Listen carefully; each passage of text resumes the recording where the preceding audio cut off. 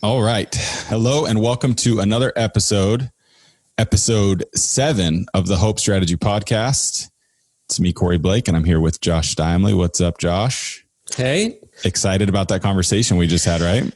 Oh man, that was so good. Just got Peter's book, Honest to Greatness, today, and I barely cracked it open before this interview. I had already met Peter a few years ago, not in person, but on the phone, chatted with him a little bit. And so I was excited to see the book. And just the little bit that I read before the interview was great. And then the interview was it was awesome. Yeah. So we had the chance to talk to Peter Kozodoy, who is the author of Honest to Greatness. Right now, it's the #1 seller for new releases and a couple of other categories as well on Amazon. Peter is the award-winning author of Honest to Greatness, an Inc. 5000 serial entrepreneur, TEDx speaker, and business coach who works with organizations and their leaders to help them overcome self-limiting BS and use honesty to achieve greatness. His articles on leadership and entrepreneurship have appeared in Forbes, Inc., Huffington Post, PR Daily, and more. He holds a BA in economics from Brandeis University and an MBA from Columbia Business School and lives outside New York City with his wife and their spoiled dog. So the conversation, the book, I'm with you. I've been reading it a little bit more. I got a couple chapters in, and I truly was saying out loud as I was reading it, I was sitting next to one of my coworkers, and I was like, wow, this is really good. Oh, wow, I couldn't agree more with that. Oh, well, that's exactly how I see this. You know, it was just kind of like really resonating with me.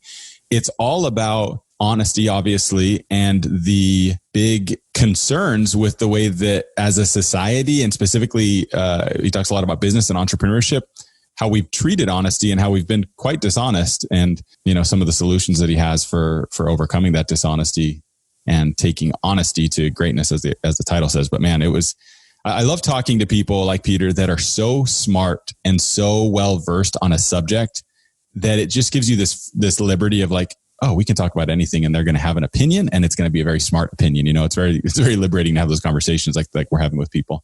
It really rung true to me too, just like it did for you, the little bit that I read, but also while we were talking in the interview there, because MWI, our agency, I started this in 1999, and I've worked with hundreds of clients. And I got to a point where I stopped trying to talk clients into working with us, and I would start trying to talk them out of working with us and just say, you know what, we're not the best match for you. And sometimes it was, you know what, we can't handle this project right now. We're just not big enough, or we don't have that talent in-house to do this project really well. And when I'd be brutally honest that way with people, the response was always, wow, like, thank you for just being honest and turning down this deal. And sometimes those people would say, I want to work with you. Maybe this isn't the right project, but because you're honest with me, I want to work with you someday. Let's keep talking. And so I've seen in my own experience that honesty really is the best policy, as long as you're looking at the long term. If you're looking at the short term, like how much money can I make this month? Sometimes honesty doesn't seem like the best policy. But when you're talking about, hey, let's build a company that can last 50 years, it's always the best policy. Yeah. So, I mean, we talked about everything from entrepreneurship and business to parenting to quite a bit of politics. We've never really talked politics before on the podcast. A lot of business. He has some really great stories in the book, and told some of those great stories on the interview. But man, we really ran the gamut with conversation points. And it's really interesting considering one of the things we talked a lot about is the state of the world right now with COVID and an election coming up, and the way that we're being fed information and how that whole process is kind of, you know, can be seen as broken. Yeah, I couldn't be more all in on the message of the book. Really, really enjoyed the conversation. I think there's something in there for everybody. And man, I really think that Peter has embarked with this book on something that I think when you talk about thought leadership and really kind of making some headway with something, I'm excited to see where this goes. But anyways, without further ado, please enjoy this conversation with author of Honest to Greatness, Peter Kozodoy. Something is happening in our world. Time is very precious. I'm going to show you how great I am. Hope in the face of difficulty. More than machinery, we need humanity. Hope in the face of uncertainty. I'm better now than I was. I'm experienced now. Professional. Changing the world can happen anywhere, and anyone can do it. The audacity of hope. This is the Hope Strategy Podcast with Corey Blake and Josh Steimley.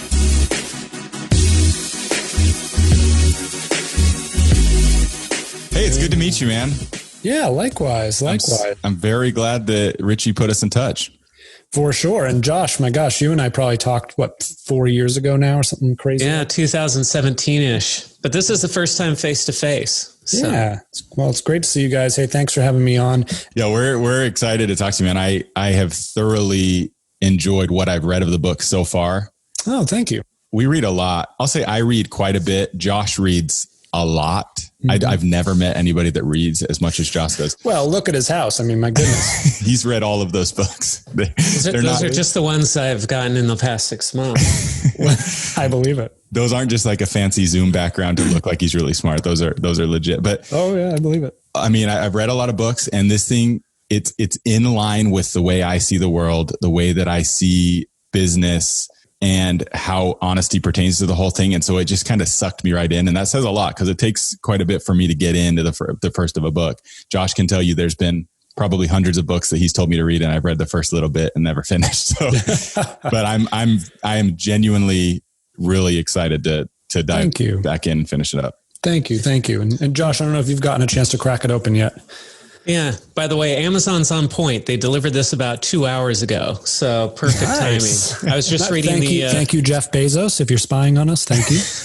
I was just reading the story about the Girl Scout selling to the venture capitalist, to Jason Mendelsohn in there. That's a great story. Great. There's so many good ones. So I'm really glad that you guys like it so far. Thanks for the kind words. It's performing really well too, just to kind of get this out there right off the bat. I mean, it's number one on Amazon new releases.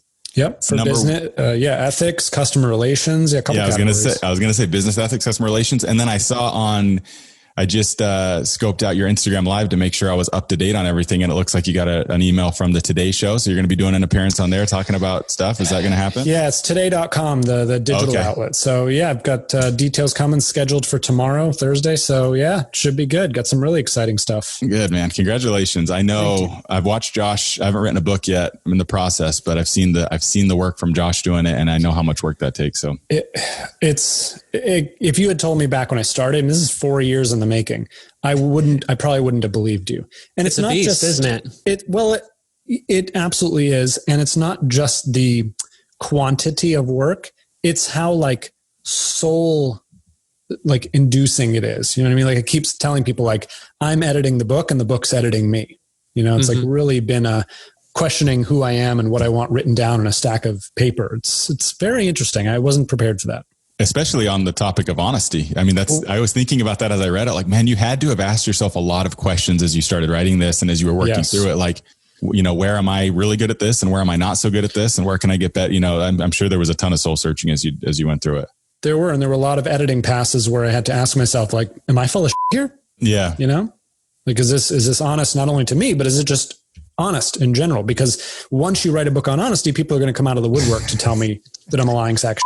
I thought about that multiple times as I was reading. That you got to make sure you got your ducks in a row before you release a book on honesty. Yeah, and even so, I mean, they're going to, I'm human, right? There are going to be some things in here. You'll see in some chapters I footnoted the crap out of things because I wanted to make sure that I, was being as honest with myself about where I was getting this stuff. And otherwise it defeats the purpose of telling people, go look at the data behind things before you form opinions. So sort of a mind. Well, we're going to dive into the book and talk all about it. We like to, on the podcast, kind of get people's backstories first and get to know them a little bit. We talk a lot about, obviously we're talking about hope, and there's going to be some great discussions on hope and honesty and how that all ties together and the directions that we're going, not just, in business and stuff, but as a society, based off of a lot of what's in the book. But first and foremost, we want to better get to know Peter. First of all, is your last name pronounced Kozodoy? Kozodoy, yeah, close enough. That was good. It was either A or O, and I went with the O and missed it. But all good. So where did you grow up, Peter? What's your background? Yeah, so I grew up outside of Boston. You wouldn't know from my lack of the accent. Both my parents have it. I seem to be some sort of anomaly. Yeah, I went to high school there and then to college. And, that's where my journey through honesty starts. I like to be honest and vulnerable with people. That 17-year-old me didn't know anything about honesty and vulnerability. He was kind of a jerk. And I knew two things to be true at 17. The first was I was going to the Olympics as a figure skater. I was a very highly trained figure skater. I was pretty good, had Olympic aspirations. Wow. And the other thing I knew for sure was that I was going to Harvard. Like I said, I grew up outside of Boston. There was only one college. I had several family members go. I was like, I'm going to Harvard. By 18, it was clear that I was not good enough to get anywhere close to the Olympics after 15 years of many hours a day training. I applied to Harvard. Harvard sent me a nice letter back saying thank you, but no thank you. Please don't contact us again.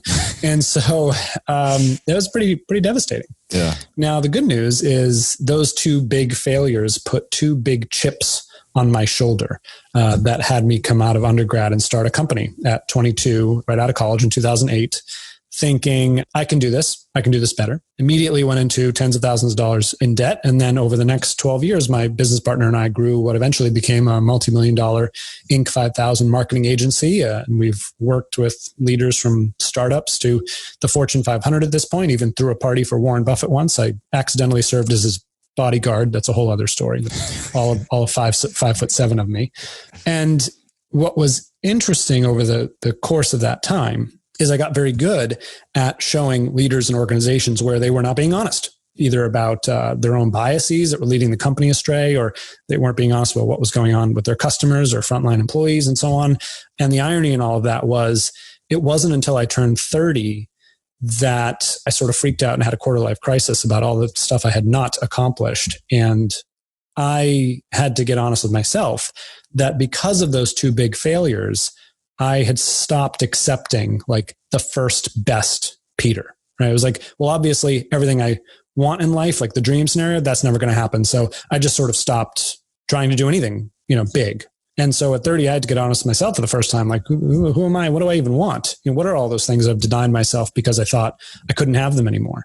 And so that, personal journey, I don't know if you've gotten to that chapter yet, Corey, but that's in chapter 4, just the irony of having to get honest with myself. And then, of course, seeing the power of what you can achieve when you're actually honest with yourself. Is that something that was like a family plan going back to your figure skating? I hadn't gotten to that point yet. So was that something that's passed down? Did you pick that up when you were young and just wanted to get into it and just had a knack for it? Or what's the history with that? That's kind of a very unique, specific thing that you spent 15 years doing.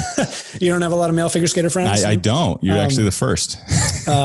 Yeah. So my mother, bless her, put my sister and I into everything. We were in swimming and we were in theater and we were in ice skating and skiing and all kinds of stuff. She just wanted us to experience, everything we could. And that was incredible because not only did I get to sort of learn and grow across all these different, sports and things, but it gave me life skills like performance, getting up in front of people and speaking. And let me tell you guys, once you fall on your ass on the ice alone in front of 3,000 people wearing tights, nothing else is difficult.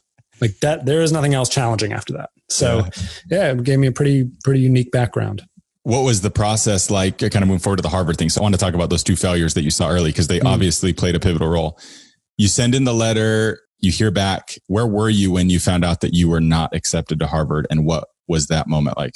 Oh, what a great, nobody's ever asked that before. But as you can imagine, that moment is burned into my memory. I want to know. I want to hear it. Yeah, I was in the car and I wasn't home. And my sister texted me that, the letter had been delivered to the house. And she literally just texted me like, you did not get in. Oh, she told you. She opened it for you. Yeah. Were you okay with that? She did. I know. Little sisters, what are you going to do?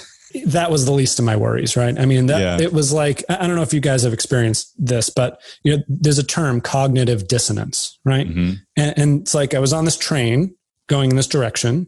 It's like, those are the tracks. That's the train. Then all of a sudden it's like, nope, that's not your train at all. You're over here now. And it just took me a while to even reconcile that those two failures were my life. And it was like, what happened? So, and who's to blame? Nobody but me. So it's all learning. I feel your pain. I got rejected from Harvard once too. Maybe we should start a club. Same thing. I remember where I was, exactly what I was doing, all that. So I want to know, Josh. I don't know if I've heard you say where you were and exactly what you're doing. Let's hear it. No, that's a story for another day. Let's focus on Peter. So let's say that those were your first two real experiences. I'm sure there was plenty before that growing up and stuff, but first two real experiences with letdown, probably facing some darkness and some difficulty. Totally. Where do you turn in those moments for hope? I mean, what were there seeds planted at that point for like, oh, this is how I get through this? And how did you learn to find hope even in some difficult times like that? My now wife came along. Yeah. I met her that following fall. And if she hadn't come along, I have no idea what would have happened. Cause it was dark. It was dark times. And what was it about that? What about the relationship? Just her as a human and the experience of the whole thing just brought you out? Exactly. She was like the most spectacular, most gorgeous girl I'd ever seen. She was really into me, fellow figure skater, right? That's the good thing about being a male figure skater and having to endure years of being called gay is actually there's a pot of gold at the end of that rainbow. No pun intended. That was, an incredible thing for me to focus on and have a reason to kind of pick myself back up. And that was just wonderful, wonderful timing. Okay. So for everybody listening, if you're looking for hope, you just have to find your spouse and just to find the one for you. Yeah. Just like that. And that's, super easy. So the marketing agency, did you study marketing in school then? No, not at all.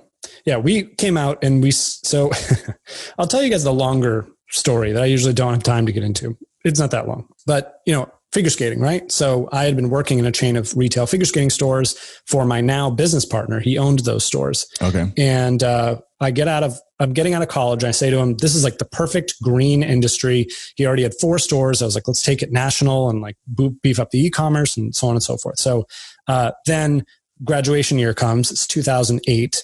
The bottom drops out. All the credit dries up. All the, receivables go from 180 days to 0.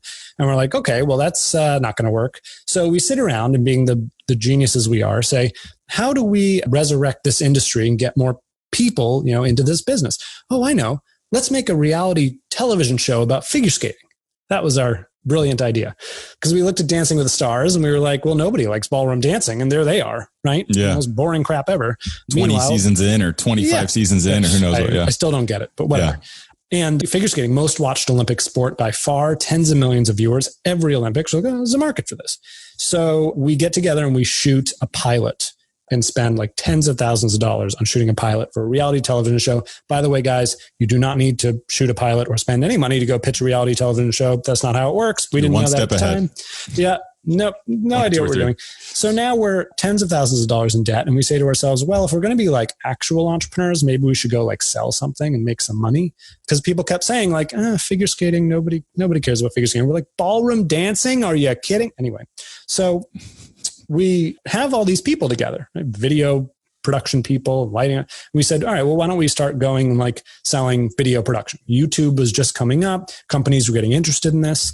So we set out to go sell video. And when I say we started at the bottom, I mean it, guys. Like we started out selling $800 television commercials to local car dealers, which is exactly as glamorous as it sounds. And I just remember thinking like, gosh, if we could just sell more $800 television commercials, we would be rich. Well, apparently, I had done a good job studying like economics and I studied Italian at Brandeis, but I didn't apparently take any math classes because if I had, I would have figured out like that's a really shit way to build a business off $800 TV commercials. So what happened was we were getting hired by other marketing agencies, full service agencies, and they just sucked. I mean, they mistreated clients, they missed deadlines, they overcharged, their strategies were terrible, it didn't work. And, being the little that I was like, oh, I could do that better, right? So that was like pivot number 1 of 7. And we're like, all right, well, we're a full service marketing agency now. Slap the thing on the website and here we are, full service. So this is 2009, 2010 at this point? No, this was like 2012 or so. Oh, 2012. Yeah. Okay. So okay. And we were getting work from some local clients, some of them pretty big. We ended up doing work for like Yale University and stuff. And slowly we started getting opportunities to pitch for like full service accounts, like $1 million, media and creative and all this stuff. And I'll never forget, our first one, it was a company we had been doing video work for, shooting videos of their customers. And VP of marketing calls us one day. She says, we're going to take all our business and give it to a full service agency. I really like you guys. Why don't you come in and pitch? Can you even handle, a full service account? Do you have the designers and the account people? And we kind of like put the phone on pause and we're like, all right, well, do we have like graphic designers? And no. We have account managers. No, don't have that. Do we know anything about placing media? Nope, don't have that. So we got back on the phone. We were like, yeah, absolutely. We'd love to come pitch. You give us the place and time and we will be there. So we get to the pitch and we go through our whole rigmarole. And at the end, we show a video of their own customers talking. about who this business is to them, to the only people that matter. This is kind of how we get into, being honest about whose opinion matters, and it's not the executives. And so we reveal the tagline that's going to be the cornerstone of this entire campaign. And the room goes silent. And the president looks down, everyone else looks down. It's one of those rooms where whatever the CEO is doing, that's what everyone's looking for. So everybody's like, oh, okay, I'm not going to say anything. I'm looking around for the exits. I'm like, all right. And then, so she whips back up and says, where did you get this? I've been waiting for something like this for years. And I was tempted to say, well, we're the biggest bunch of geniuses you've ever met. That's how we did it. But we didn't, as that would not have been honest. I said, we didn't do this. Your customers did. Their opinion is the only opinion that matters. This is who they think you are. And if we tell everyone else who you are, then you will attract more of those best customers. And so that was our big, $1 million client. And then we just added from there until, we were on the Inc. 5000 list of fastest growing companies in America for a couple of years in a row. Pretty wild ride until my next disaster that I'm sure we'll get into. I've been in that room. I've been in that pitch room running a marketing agency and been on both sides of that. Somewhere it goes fantastic and you get that vote of confidence at the end, and other ones where you walk out of there just kicking yourself a little bit. So yep, had plenty of those too.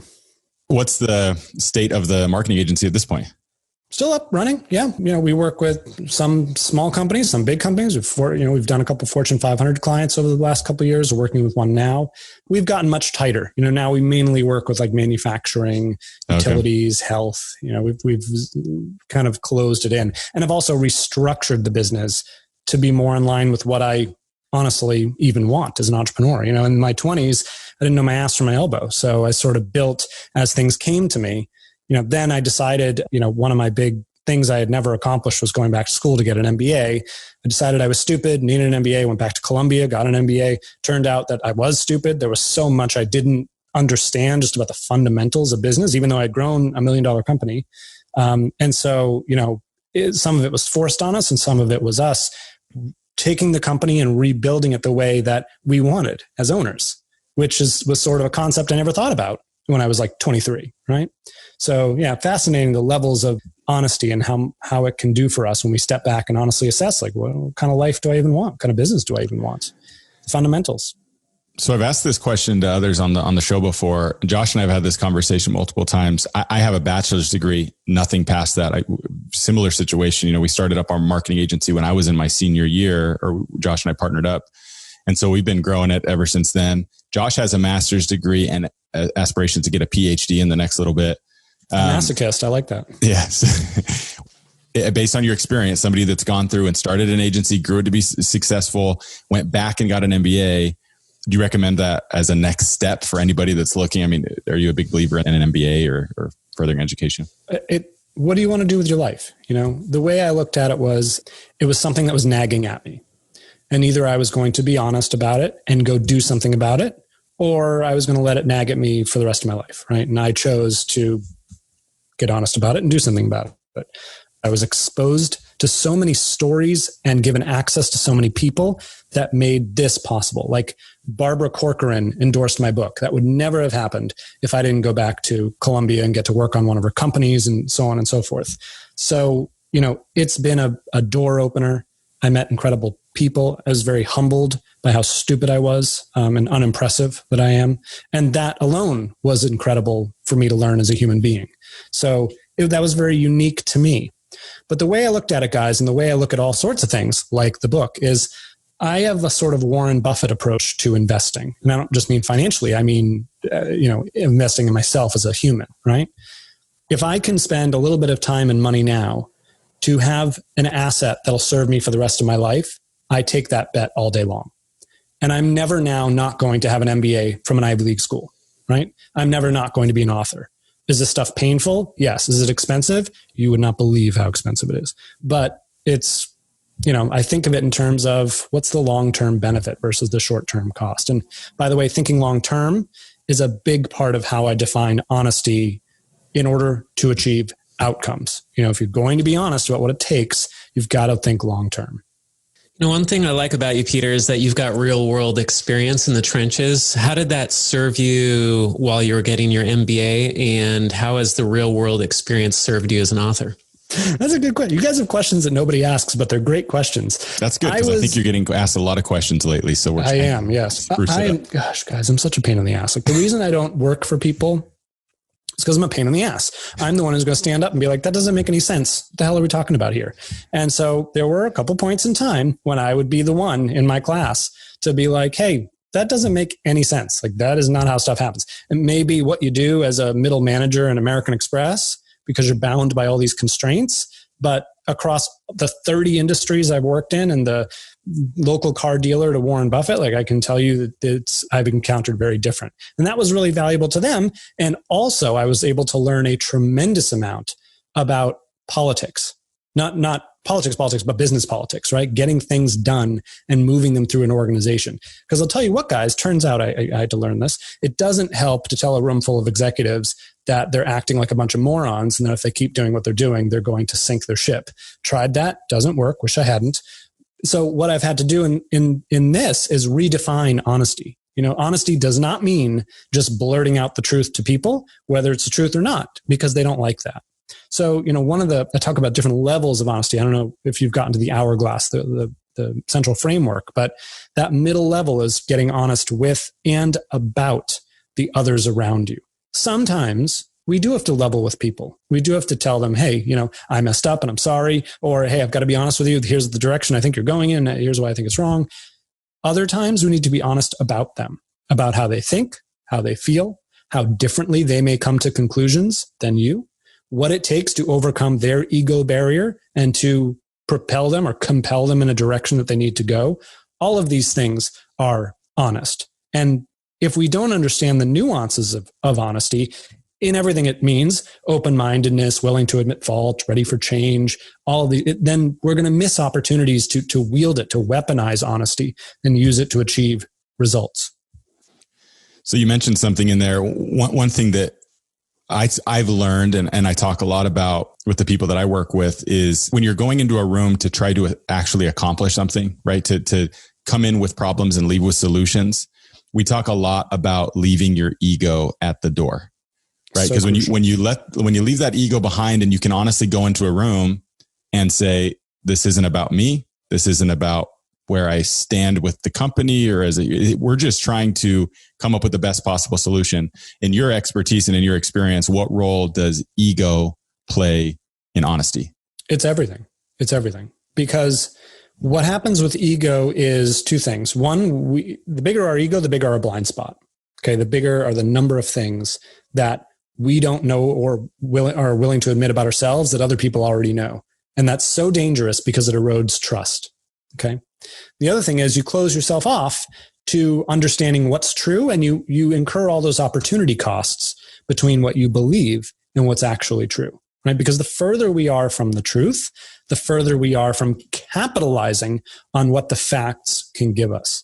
In fact, there are two questions that I'm on a mission to have everyone adopt to repress that ego, that reptilian, responsive, emotional brain we have that is so damaging to ourselves and our relationships and to society.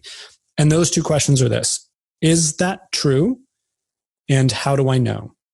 You can imagine if you're watching the news and you see a headline or your great Aunt Millie's Facebook post or a thought you have in your head that's some sort of BS belief that you've carried around. It's like, just take a beat. Is that even true? And how do you know? Because half the time, guys, the things we're looking at and feeling and thinking and absorbing, they're not even true to begin with. And then we make all these decisions based on a faulty platform. It's so damaging and dangerous, and it prevents us from achieving success. Geez, man, preach. I could not agree more with what you're saying. And I'm going to go ahead and give another shout out now that we're a few minutes in and say, if you're listening to this, go read this book. If you're an entrepreneur, if you're somebody that's looking to achieve any sort of success, could not agree more with what you're saying. Let's transition a little bit. This is kind of a natural transition based off of what we've already talked about. I mean, we've seen, right, over the past, let's say 4 years or 5 years, we've seen this clickbaity culture on social media, on media, that's supposed to be trustworthy, sketchy online marketing tactics, unknown tracking. You mentioned at the beginning jokingly, and hey, Jeff Bezos, if you're listening to us, right? Like the tracking of everything from our face to our voice to our search history. You talk about this quite a bit from what I've read so far in the first few chapters. but how has technology affected honesty in the marketplace? Yeah, it's certainly driving the conversation to a place where we never had to ask ourselves before. Think about humanity for a second, which I don't think we do a good enough job of. And think about sort of our inherent biases and operating procedures. We used to be tribes of 50 and 100 people, roamed around and then went and raped and pillaged the next tribe over for fun on a Sunday afternoon. And in that world, we didn't really have to deal with is this person lying or not? We knew these people. We established trust over time. It was very difficult to kind of BS each other, right? Because we were all in the same tribe. Now you look at the world and everyone's trying to figure out who can they trust? Who can they listen to? As we see from the pandemic, nobody knows who to trust, right? We don't even trust science anymore. And I don't think that there's a bad reason for that. I mean, we've had people take data and manipulate it to prove points. We've had people in white coats manipulate to make money. And this is the times we live in. And the whole premise of the book is we live in a society that is growing increasingly transparent. If you look at the number of scandals that we've endured over the past, say, 10 years, from the financial crisis to now, 12 years. I told you guys I'm not good at math. You're close. And, one of the big takeaways we might have is we're more dishonest than ever, right? I actually disagree. I think the reason why we're seeing those scandals over and over, college admissions, Wells Fargo fake accounts, Volkswagen diesel emissions, Jeffrey Epstein, the reason we're seeing them is because you can't hide anything anymore. Everyone has a smartphone. Everyone's recording something somewhere. Why did George Floyd's horrendous murder spark such an international outrage? Because we all saw it with our own eyes. And in that environment, moving forward, it will soon be, it just won't pay to do anything but be honest and transparent, because people are going to find out the truth anyway. Now, right now, leaders, that's public and private sector, have an opportunity, because in the environment we're in, where trust has eroded, where people aren't being honest and transparent, the leaders and organizations that I've told the stories of in my book over and over figured out, hey, if we're just honest and transparent and point to the honesty, hey, you deserve for us to be honest with you, we're going to be honest with you. People appreciate that. They reward them for it. And we know this to be true because this is how we act in our interpersonal lives. If I do something to Josh, I'm going to come to Josh and say, hey man, I'm really sorry. I messed up. I'm an asshole. Here's all the stuff I'm going to do to make myself better. And I really hope you can forgive me one day. And, maybe he'll kick me around a little bit, but more likely he'll say, I really respect that. Thank you. We can do this on the organizational level too. We just choose not to. But right now there's an opportunity to understand that human equation and to use it for our advantage. What keeps people and companies from seeing honesty as being in their own self-interest? Psychological self-protection. Yeah. We think it's in our own best interest to lie, not reveal the truth. And I think people are missing the point that in the environment I just spoke about, it's the exact opposite. They actually have more to gain from putting away their ego and from just, being honest with and about each other and having conversations. Listen, guys, what I want is for this book to circulate around the biggest, 2,000 companies in the world, because they control a lot of people and supply chains. They have a lot of influence. And if they can start talking in their hallways about honesty, are we being honest with each other? Are we being honest about the effects we're having? Are we being honest about what we need to do to move our society forward, not only our bottom line, but also all of our stakeholders? That's a huge win.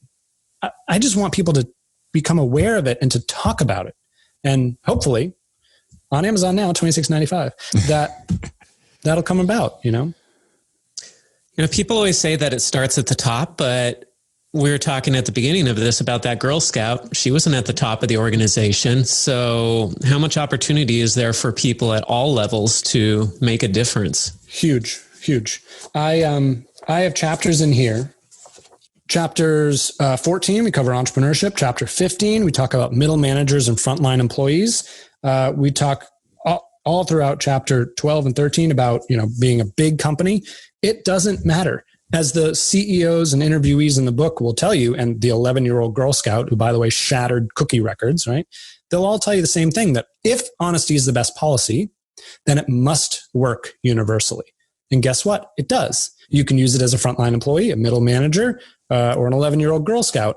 You just have to understand the nuances of how to use it, because it's very different in practice, whether you're the CEO of a big company or a frontline employee with no formal authority. So that's why I cover in different chapters, how do you use it if you're at those different places? But it does work. You just have to be strategic. It's not just blurting out, it's strategic honesty. So as I talk to friends and family and acquaintances about the state of the world right now with so much confusion, what I'm seeing a lot of, honestly, is people just throwing their hands in the air, and just, I don't trust anything anywhere anymore. I mean, if we've learned anything in the past, 6 months, and we're not going to get too political on this podcast or anything, but just the lack of clarity in the information, and just truly looking at one place and then clicking one click over to another place and getting completely opposite information has really, and I loved that. I love that part about the book so far, that what has technology done? Well, it's made it so that everybody sees everything. And so often we look at that as a negative and kind of that it's bringing things down. I love the paradigm shift that you're throwing out there, saying, no, that's a positive. It may be painful for a minute, and we are going to be forced to change the way that we see things and the way that we do things and the way that we react to things. But technology allows for honesty to be the only policy, right? Not just the best one, but eventually, if you want to have it make a difference, make a change, you've got to be honest, because there's a way to find out if you weren't, right? Yeah, it does. And eventually we will figure out how to be more efficient fact checkers, both ourselves personally in our awareness of what we're seeing and reading, but also technologically. We will just simply get better at fact checking across huge arrays of primary data. Right? There were multiple people who recorded, say, the landing of that United flight in the Hudson River in New York. You could literally piece together the entire thing because everyone had a camera on it in some angle. And I think eventually that's the way we're going to start to look at information and verify it. What's very interesting, just aside here, because I think it really is genuinely interesting, is this Facebook debate going on right now about how they are not doing a good job fact checking information on their website, right? A lot of people who are coming out for honesty are very upset with Facebook about that. You may be surprised to know that as the author of a book on honesty, I don't want to hand the keys over to a private corporation with a profit incentive to decide what's true and what's not. I think that is extremely dangerous. And I'm very curious why I seem to be the only one who's taken up that position, but interesting food for thought. That speaks to the whole realm of politics, right? I mean, writing this book and then looking at what's been going on in politics must just drive you crazy on both sides. Not to call any one person out, but on every side of this. But what's interesting, Josh, is like, we need to talk about honesty in all of its forms. I talk about community, others, self, and so on. I had this yesterday, a podcast host was asking me about our president. And I said, most folks want to tell me how dishonest our president is. Well, how do you define honesty? What's he honest about? He was pretty honest about who he was before he got elected. He was honest about who he was during the election. He's the same person now. If I tell you I'm a liar and then I lie to you, do I lack integrity? These are very interesting questions, right? But I think worth having open conversations about them so we can begin to understand why groups of people choose to believe certain things and make certain choices. I think that's the big takeaway. Yeah, one of the things that I wanted to ask you kind of in that same vein is, if you're looking through the lens of honesty and its importance in everything, what are the pros and cons to high level political figures being on Twitter? Again, not naming any names, but it is fascinating that the filter is gone, right? Mm-hmm. There may have been at one point, and I'm sure there was, and there still is in a lot of places, multiple filters before what is thought in a political leader's head is told to the public. There's a lot of filters. That filter is gone, and people are either in love with that idea or outraged by that idea. Looking again through the lens of honesty, what are your thoughts on that? Well, let's be honest about what has worked and what hasn't, right? We've had many, many, many decades of politicians with a filter, right? Did that work? Did I'll speak for just America, did the American people get out of that what they wanted? Are we all living in a happy, satisfied, mutually beneficial society? And if not, then I think we need to understand what creates waves of change in a society, right? Dissatisfaction. I talk about like the formula for change in my book. DVF is greater than R, right? The dissatisfaction and a vision for a future state and the first steps for getting there combined are always greater than the resistance factor. And so if you take a look at a bunch of disgruntled people who don't like the way it's done, then they're going to vote for the next way, whether that way offends in some other direction, or not. But we see the results. We sort of can't argue with what the public has sort of decided. I'm fascinated to see what happens this fall, because you can argue honesty in both directions. And one of the things I've turned over in my mind, and I don't have the answers here, I don't know, is, are we more comfortable with people who lie and we know that they're lying, or with people who lie but we don't quite know how and where? Really interesting. And I don't know the answer. I can't wait to go back and listen to this episode and ask myself all these questions. You're asking some very philosophical questions, and I'm excited to review. I wish more people would ask those bigger questions, because I think the way society is going is really not healthy. It's going to go in one of two directions. Either we're going to keep lying to each other, and we're going to have fake Instagram accounts with people posing next to Lamborghinis, and it's not really their Lamborghini. And, we're going to go in that direction, and I don't know where that goes. Or we're going to figure out it's better to be honest, and we need to be a little more honest and transparent about what's going on and what we need to do to change it. And we're going to change. I don't have a crystal ball. I could tell you, I hope it's the latter. We'll see. It's almost interesting to question whether society is better off by politicians being open and honest about some of the things they do, or if it was better when they were lying about it. I mean, JFK had all sorts of affairs and had women in the White House and all this stuff, but he lied about it. Everybody lied about it, and it didn't come out for decades. And so he wasn't harmed. And yet society back then had this veneer of being more proper and things being better. Today, this kind of stuff comes out and politicians just say, yeah, so what? Yeah. It makes me think of Ron Johnson has a great book, So You've Been Publicly Shamed. And he says the antidote essentially to being taken out or canceled when you're involved in a scandal is just not to have any remorse for it. Just to say, yeah, so I don't care. Like, yeah, I did that and I'm fine with it. And then nobody can stick anything on you. And that's pretty much what Trump does, right? Is he just has no shame and nothing sticks to him. And was it better when people were lying about stuff and at least society had the veneer? Maybe that kept some people in line and helped people not do bad things because they thought, well, I'd be the only one doing this, maybe, even if that itself was a lie. Yeah, maybe. I think, I don't have kids. Do you guys have kids? Yeah. So, I mean, Josh, how often do you tell your kids the absolute truth? How do you make decisions about what to tell them versus not? Because sometimes a lie will keep them in a positive direction versus not. These are all really big and important questions. And I think I'm not a parent, but I imagine that any way you would make those kinds of decisions about children in their best interest is the same way we should probably be thinking about society. I'm going to plead the fifth on actually answering that question. Smart. Again, being an expert, having read the first few chapters of Honest to Greatness, now I'm an honesty expert. No, just kidding. But I would say one of the things that you suggest early on in the book, and I'm sure is a trend throughout, you mentioned it a few times already, is that it's not what Josh is saying as a hypothesis of, maybe this is better. Well, short term, possibly. Short term, maybe it gets things done now. Long term, I think the suggestion in the book is that the long-term benefits are going to come from finding true honesty now and communicating that way. Is that fair to say? Well, we're not going to have a choice, right? Like the listening to you, like you two have your finger on it. Like it used to be one way, and now it's becoming this other thing where they're just honest about transgressions. Did they have a choice?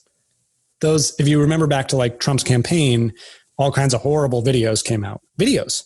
We saw it with our own eyes. That's the whole point. Is that it's not, the genie's not going back in the bottle. Like it is going to be that we're going to see it. So it's sort of like back to Josh. Like if you knew your kids were going to see every horrible thing in the world, then what do? You can't protect them from it anymore. Now you have to do something different, right? And I think whatever that different thing is has to come from honesty and transparency. Because if you were going to lie, and no kids, there's no such thing as porn. You weren't supposed to see that. You're going to grow up and figure out you're a liar. So where's the medium? Where's the balance? Yeah. Yeah. I feel you. I'm going to read a quote from your book that pertains to this. I'm going to add. I hope I wrote it. I got to listen to this. And you can tell me if it's okay that I add a word here, just kind of as we're talking about this. Sure. We humans, this is the quote, we humans fight an uphill battle with what is true. But I hope you'll agree that honesty not only gives you a strategic tool to create spectacular results in your life and business, and I'm going to add politics in there since we're talking about that. It also represents the future of commerce in an increasingly transparent world that won't tolerate deceit for much longer. At least as a millennial, that's my hope. This is the Hope Strategy Podcast. We want to talk about the hopeful side of all of this as well, obviously. Yeah. My first question, and it's kind of a sub question to the bigger question, but you have a specifier in there. It says, at least, comma, as a millennial, comma, that's my hope. Why did you decide to put in there as a millennial? What impact does that have on your outlook, and how do you think that's affecting things? Because it's scary to be a young person in this world. It's so, where we've gotten to is just so different than any definition of an ideal culture. We're nowhere near it. It really strikes me and saddens me that we're still dealing with things like racism or gender bias. So aren't we past that? What the hell is wrong with everybody?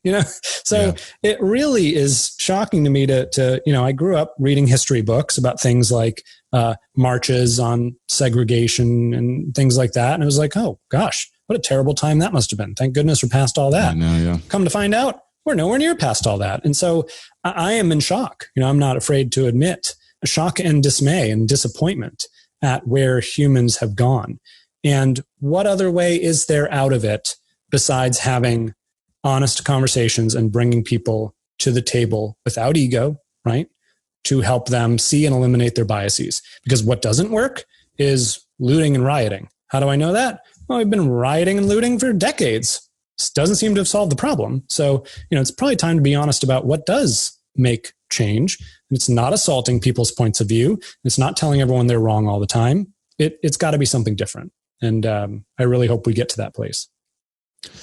Awesome. Such great insight. So we, as leaders, right, and we'll say leaders of businesses, of families, church groups, whatever it is, right? There's so many different ways that you can be a leader. Everyone's a leader, whether they want to admit it or not. Every single person is a leader in their own life. Very important. I couldn't agree more. Is there any downside in leadership to too much transparency?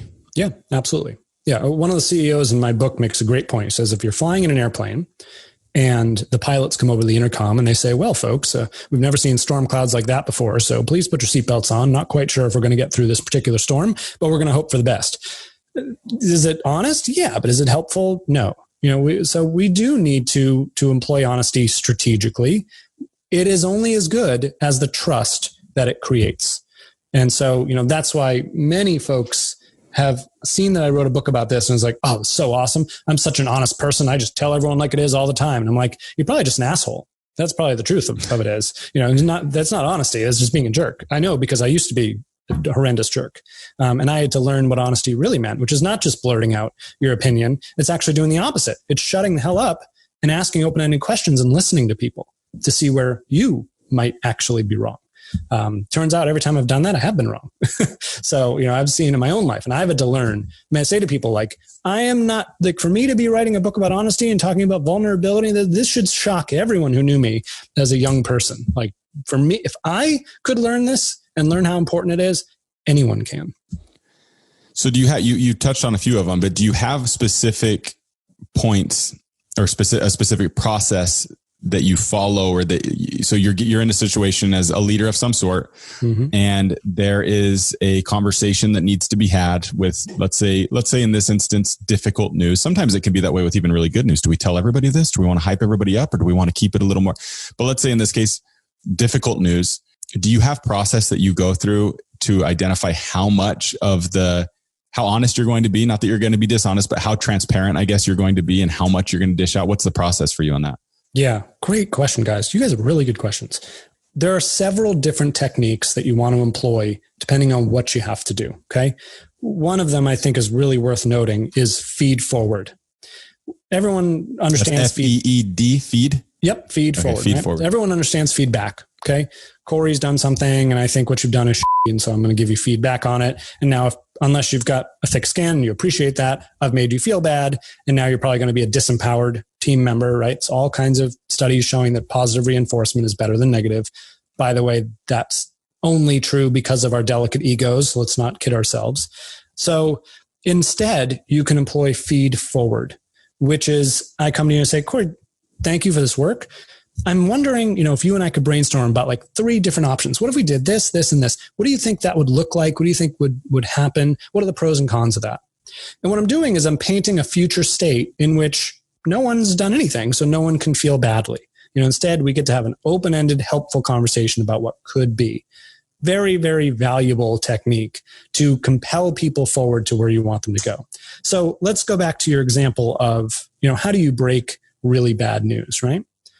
How many films and shows and movies have we seen where something bad happens and one character knows the information the other doesn't, and that character holds back and doesn't reveal and kind of skips around the problem, and then towards the sort of middle end of the movie, all of a sudden it comes to a climax, and what's the big issue?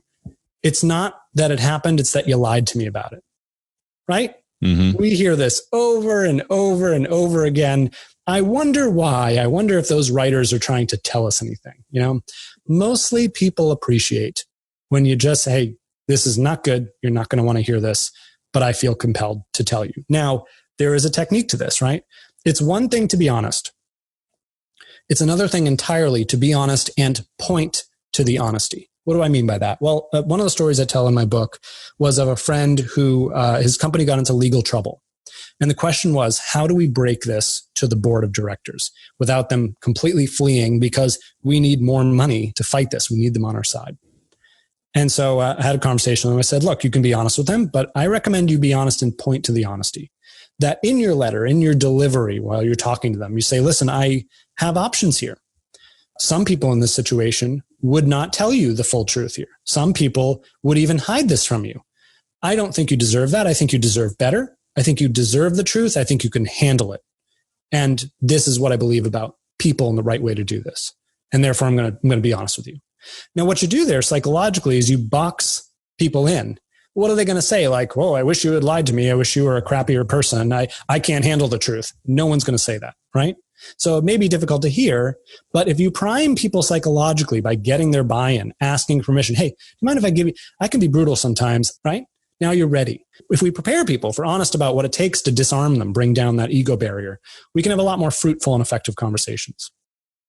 Yeah, man, I'm thinking that these questions I'm asking you are very, very sincere questions as somebody who, manages this stuff every single day and is constantly trying to get better. One of our partners at MWI recently read Radical Candor. Yep. So, and we've talked a lot about this idea of, and it's been interesting with COVID and the economic hit that we've taken.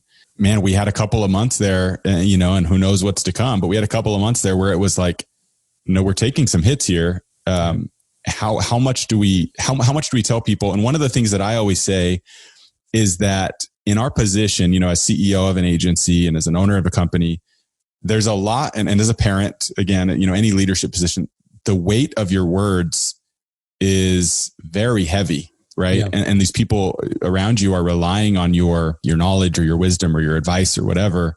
And so anyways, it's fascinating to me because there is such a fine line to walk to not overburden anybody or not overcomplicate somebody with information that is just too much or not important or not critical to what they need to know, but also being honest and being, true and letting them know the state of things. So anyways, it's fascinating. Well, the idea is, this is how I think about it, right? If it all were to come out, could you reasonably explain why you made the choices that you made, and would they understand? Like, would they say, yeah, you know what, if I were you, I probably would have made that too. If yes, then good, keep going. If not, if you think the other person would take issue with it and be upset, that's when something's probably amiss, and a little more strategic honesty in one direction or another is maybe a good idea. What gives you hope for the next year, 5 years, 10 years as a husband and as an entrepreneur and as a human being that's living in society today? What gives you hope? The fact that our generation we're young guys, right? We seem to believe things very different from prior generations. We have a lot less binding to tradition, which I think is hugely important. We seem a little more open-minded as a generation. I have a lot of hope for that. I am really excited for the next generation to come into Congress. It's so funny. I never talk about politics on these things. You guys have brought it out of me. Because I do feel I'm balanced. I'm much more interested and fascinated with the movement of people and how they change opinions in that than anything. But, I would love to see a new, fresh generation. One of the things I find most dishonest about our political system is there are no term limits. There are some, but you got people that sit in there for decades and decades. It's the most horrendous idea. We have all these studies about how great diversity is, right? Diversity of not just race and gender, but age. And yet we let people sit and make policy based on values they formed when they were a kid, when society was very different. So I think that's problematic. So I'm hopeful that this generation can do a little better. We're certainly more aware of like environmental impact and things like that. I also worry that we're a generation that's obsessed with validation and wants more clicks on Instagram. But I'll stop talking about myself at this point. Since you brought up politics, Corey knows Josh has a way of pulling that out of you. Oh, gosh. That's where. But, Cori Bush is this candidate in Missouri who just won. She's a Black Lives Matter activist, and she took out this political dynasty that had been in office for like 52 years. Like it went through multiple people in the family. And after 52 years, she toppled them and she took them. Now, I know that I disagree with probably 90% of what Cori Bush is in favor for. I disagree with the platform of, I don't disagree that Black Lives Matter, but Black Lives Matter as an organization, I'm not in favor of their policies and everything. And yet at the same time, I'm so excited by this because I feel like here's an honest person who says what she believes, and she's coming in and she's taking out somebody who's owned, quote unquote, the seat for 52 years. A couple of years ago, somebody told George Clooney that he should get into politics. And his response was, I've slept with too many women and I've done too many drugs to get elected. And I was like, Doesn't that qualify him? Yeah, these days. I mean, that was like 2 years ago. I mean, everything's changed since then. But I heard that and I was like, man, I want that guy to get in. I know I disagree with him on policy and all sorts of things related to politics, but I was like, man, that's so refreshing to hear somebody be that honest. Yeah. That made me want him to get in, even though I disagree with probably everything he stands for politically. Yeah. Well, because at least we know people who stand for something that's different and we need different and refreshing, right? And I think that's why we ended up in the presidential situation we did. Didn't really matter that it was Trump or not. It mattered that it was different than establishment. Often I feel like we forget that we don't always vote for what we want. Sometimes we vote for what we don't want. Well, this is definitely the most political we've ever gotten, but I think it's timely and I think it's relevant. No, I never talk about politics. And I think good job, guys. So I'm going to give a spoiler alert here, and hopefully that's okay with you. I'm going to read the last line of the book. Go for it. The book ends with, in a life with no guarantees, we all have the choice to embrace honesty and allow fortune to favor us, the bold, for who we really are. Will you join us? It ends with the question, will you join us? When you wrote that, when you're thinking about that, how does somebody join this cause of honesty that you're talking about? Thinking about it, being aware of it, being aware of how honesty and dishonesty plays into your life. Because I'll tell you what, after we have this conversation, we hang up, you guys will think about this. You will watch the news and be like, oh, I wonder, we had that conversation about headlines and I wonder what's behind that. Or you'll see what happens in the November election and you'll consider how honesty plays into that. Or Josh is going to be reprimanding his child and think, gosh, I wonder why I made those certain decisions, whether it's honest or not, right? That's the awareness I want to create. Because if we're not even aware of how we lie to ourselves, mostly accidentally, then we can't even begin to change. Our little psychologically protected lies, they're a habit, they're an addiction. And the first step in solving any addiction is what? To admit you have a problem. And we have a problem. We have a problem as human beings, we have a problem as a society. So I hope people will simply join the movement in their mind. Read the book, share the book. I had a host the other day said that this is something I'm going to read every year. figure out if I'm getting honest with myself or not. And I was like, great, just buy one copy a year and that will be fantastic. So, I really want people to be aware. I'm not going to go into people's homes and tell them if they're being honest or not. I don't even think I'm a particularly honest person all the time, but that's the whole idea is, the person who claims that they're self-aware, immediately they're not self-aware. It's not how self-awareness works. So, only by admitting that we all lie and it's damaging, that's how we can begin to heal. What was the motivation to write the book? Why? 4 years of your life, all this expense, everything. What was the story behind you deciding, I'm going to write this book and this is what it's about?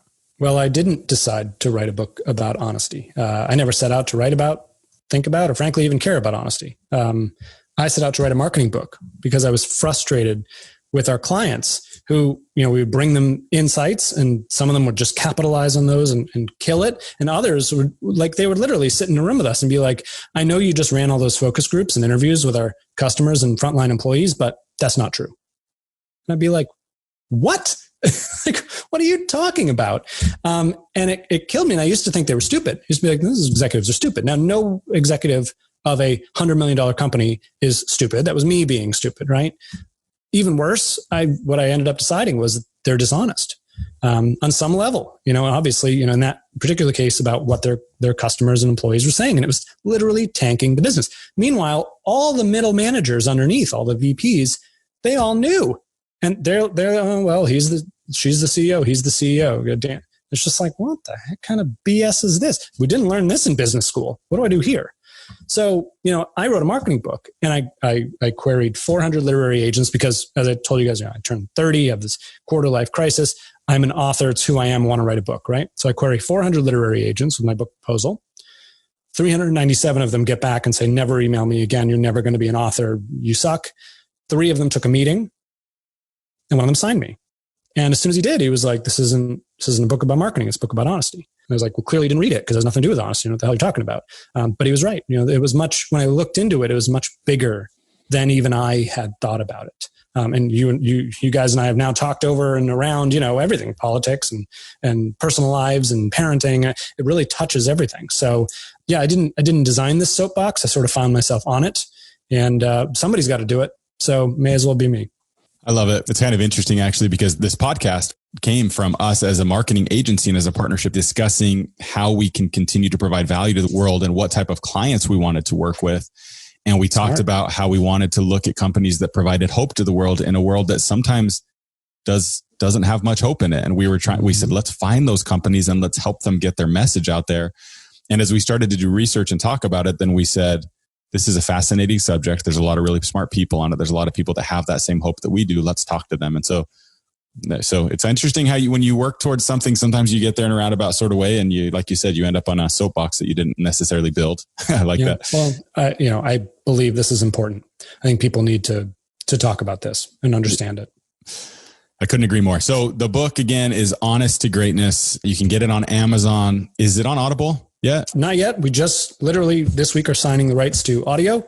And so that should be available in the next couple months. But please buy, if this is interesting to you, please buy a hardcover book. It's, the most valuable thing for, bestseller lists and all that. So I really do appreciate it. And I've been so blessed. I've had many people reach out to me and say, Peter, I bought 5 copies, 10 copies, 25 copies. I'm giving these to my clients. I'm giving them to my executive team, giving them to my friends, because I think this is important. That has been the greatest compliment. It's been really cool. Yeah. I'm not exaggerating. As I was reading the first couple chapters, I said out loud multiple times to the people around me, like, oh, this is really good. Oh man, I can't wait to read more of this. This is right in line with what I think. So Again, read the book, buy it on Amazon. Peter, where else can people find you? What else? For sure. Yeah. And what's funny is I gave my wife a copy, of course, and she's reading it in bed next to me. And she's like, wow, this is really good. I'm like, what do you mean? Of course, it's me. She goes, honestly, I thought your book was going to be boring as shit. I was like, what the heck? So anyway, even she was wife approved. Come hang out with me, have an honest conversation. I'm at honest2greatness.com. That's honest2greatness.com. On that site, you can take the free 21-question honesty quiz, which will tell you your honesty profile and how honest you really are if you're brave enough to know. And I'll send you a video to your inbox explaining, why you got the result you got and what you can do to improve it. Otherwise, pick up a copy of the book. If you love it, leave a review on Amazon. If you hate it, leave a review on Amazon. I wrote a book about honesty, so you get to be honest about it. Awesome. We appreciate it, Peter. Thank you so much for the time. We wish you nothing but the best as you move on with this. I'm sure this awesome book is going to take you to places 2, 3, 4 years from now that you're not even going to be able to expect at this point. But we appreciate it, man. Thanks for having me, guys. And thanks for being honest. Okay. Thanks, Peter. Talk to you soon. Thanks, Peter. Bye, guys. Talk soon. Bye. Pleasure. Hello, it's Corey here. And I just want to thank you so much for listening into the Hope Strategy podcast. I hope you're enjoying it as much as we are enjoying having these amazing conversations with these incredible individuals talking about hope. We'd love it if you wouldn't mind liking, subscribing, and leaving us a review on iTunes or Spotify or anywhere that you listen to your podcasts, and share it with anybody you feel that can benefit from these messages of hope. Thank you so much for listening to the Hope Strategy podcast.